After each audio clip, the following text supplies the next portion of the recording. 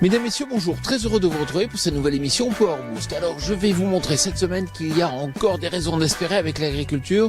Je suis à environ 1h30 au nord de Paris à la rencontre d'un agriculteur, d'un jeune agriculteur. C'est un double actif et vous allez voir sur son exploitation, il expérimente des choses vraiment très intéressantes.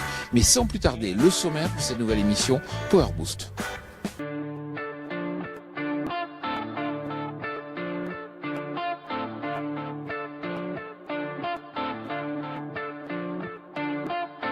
Julien, vous allez voir, c'est un agriculteur innovant. Bonjour Julien. Bonjour.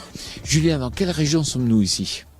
Ici, on est dans le Noyonnais. Enfin, on est dans une zone de transition. On est entre le plateau Picard et le Noyonnais. Et vous reprenez la ferme de vos parents? Oui, exactement. Donc j'ai repris la ferme il y a maintenant 9 ans. Donc une ferme familiale. Grande culture essentiellement, oui. C'était une ancienne ferme d'élevage qu'on a convertie en grande culture, polyculture. Et puis en 2016, comme tout le monde, vous avez pris le bouillon. Oui. Je pense que, en tout cas, au niveau de la famille, on a appris à rebondir. Et en 2016, on fait comme la plupart des agriculteurs au nord de la Loire, on fait un demi-chiffre d'affaires. Et on avait vraiment besoin de rebondir. Et on a mis en place la culture du sarrasin en dérobé. Et on s'est aperçu vraiment que ça marchait bien et c'était bien approprié.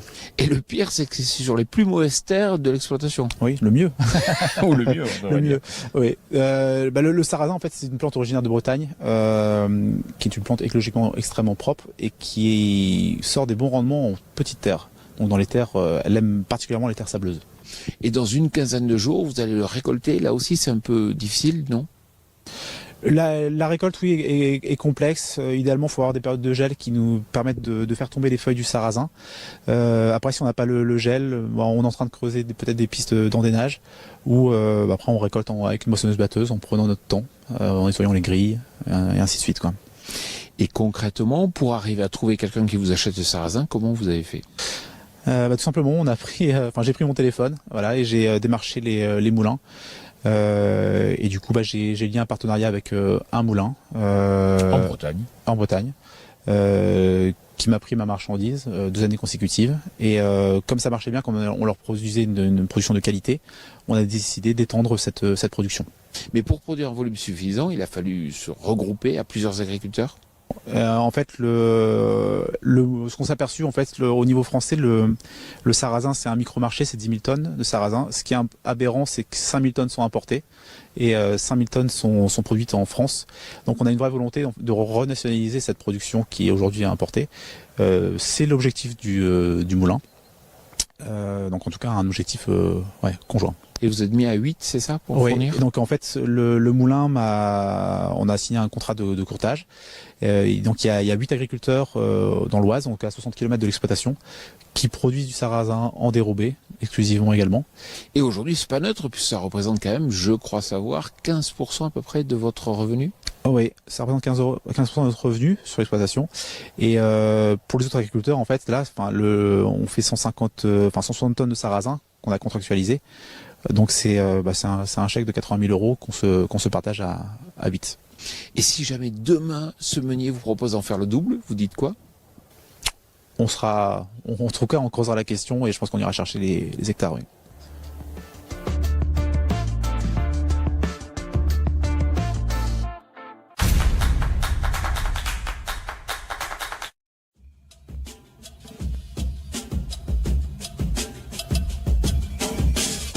Oh Julien, il est super ce couvert, c'est vrai qu'il y a de nombreuses espèces, lesquelles? On a du tournesol, du Niger, des pois fourragers, des pois classiques, de la moutarde, des féveroles, du radis chinois. Vous l'avez implanté quand? On a implanté ce couvert juste après la moisson, 8 jours après la moisson.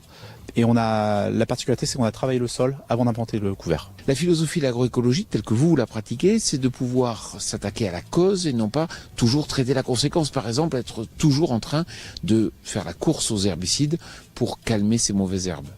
Oui, exactement. Donc là, typiquement, dans une parcelle où on avait des problématiques de salissement sur du liseron, chien-dent, Avant, en fait, ce qu'on faisait, c'est qu'on appliquait des glyphosates à des doses importantes pour en venir à bout, et on n'arrivait pas à bout. Et on s'est mis à traiter la cause du problème, et notamment la structure du sol, en réalisant des gros couverts. Et au fur et à mesure, en fait, là, au bout de la 4e année, on s'aperçoit que nos problématiques disparaissent progressivement. Mais avec un tel nombre d'espèces, c'est vrai que ça va coûter cher un couvert comme ça. Alors là, typiquement, on est sur un couvert qui nous a coûté 28 € hectare. On a la spécificité d'avoir échangé beaucoup de semences fermières entre agriculteurs, donc on travaille en réseau pour arriver à des coûts faibles. Ça nous a rapporté combien? Ça, c'est une bonne question, parce c'est difficile pour nous d'arriver à le valoriser, mais on s'aperçoit concrètement qu'en rendement, on augmente progressivement. Au démarrage, on faisait les mêmes rendements en travaillant beaucoup moins le sol, donc en ayant des charges beaucoup plus faibles. Et au fur et à mesure, on arrive à faire 5-10% de rendement en plus. Et demain, on espère encore faire plus, mais on ne sait pas jusqu'où on pourra aller, tout simplement. Alors, dans ce débat sur une éventuelle interdiction du glyphosate, vous vous dites, ça tombe mal. Oui, ça tombe mal, parce que je pense que nous, on a la chance d'être en 5e année, donc on est déjà bien avancé. On cherche et on trouve des solutions pour arrêter d'utiliser le glyphosate. Après, moi, je pense beaucoup à toutes les personnes qui veulent se lancer dans l'agroécologie pour aller chercher la performance économique, écologique, où là, pour eux, ça va être, je pense, beaucoup plus compliqué, parce qu'il y a tout à maîtriser en même temps, quoi. Mais vous avez déjà expérimenté un substitut au glyphosate ? Alors je pense que les substituts sont beaucoup plus compliqués. Nous, ce que l'on fait, on travaille depuis 5 ans depuis 3 ans maintenant pour essayer d'arrêter le glyphosate. Nous, l'ensemble des couverts, on les désherbe, donc c'est un coût supplémentaire. On fait un antigraminé, on a des programmes entre 15 et 30 € suivant le salissement des sols, ce qui nous permet à l'automne de faire des petites doses de glyphosate et en post-semis, pas avant semis. Ce qui nous permet d'avoir des sols beaucoup plus couverts, avec une végétation qui part mieux, et de réduire nos problématiques de salissement, notamment dans les céréales que l'on fait derrière. Et vous dites, sur le plan écologique, c'est peut-être aussi pas une très bonne idée ? Non, je pense que c'est pas forcément une très bonne idée, parce que tous les désherbants qu'on utilise, on ne connaît pas leur incidence. Est-ce qu'ils sont plus nocifs ou moins nocifs que le glyphosate? Ça, c'est pas sûr du tout. Donc voilà, mais ce qui est impératif, c'est d'avoir des sols propres. Alors quand on regarde ce couvert, c'est vrai qu'il est très développé. Concrètement, comment vous allez passer l'hiver ? Oui. Alors ici, ce qu'on fait, en fait, on arrive sur un couvert qui est en fin de vie, qui est monté à floraison. Là, on rentre dans une technique de double couvert, c'est-à-dire qu'on va implanter d'ici une dizaine de jours un couvert multi-espèces que l'on va implanter, qui va nous faire le relais jusqu'au maïs au mois de mars-avril prochain.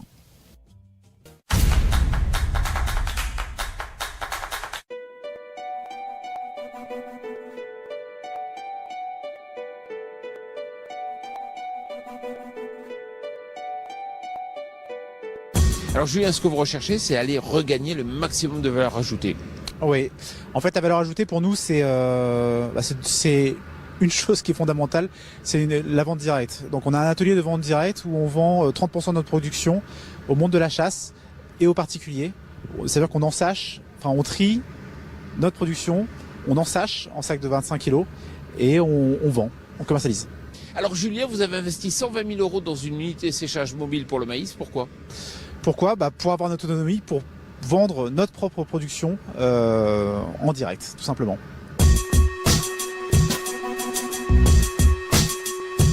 On a 70% de nos maïs que l'on vend en basse saison, c'est-à-dire sur des périodes en fin de saison, entre juin et juillet, là où les coopératives ont sorti leur production, les industriels de l'autre côté cherchent des volumes de maïs, et en fait on vient couvrir cette période-là. C'est-à-dire qu'on sèche, on stocke nos marchandises entre 10 et 11 mois, et on sort notre marchandise.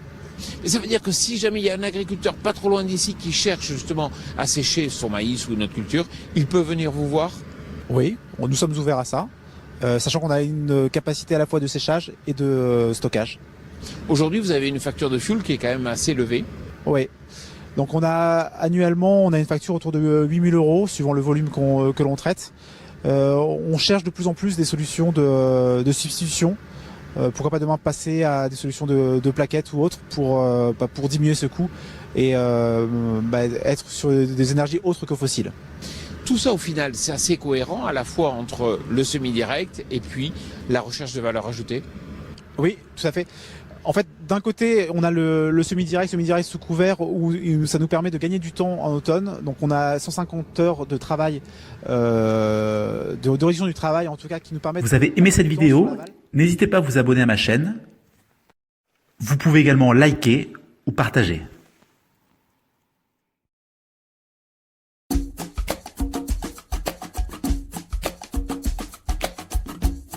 Mhm.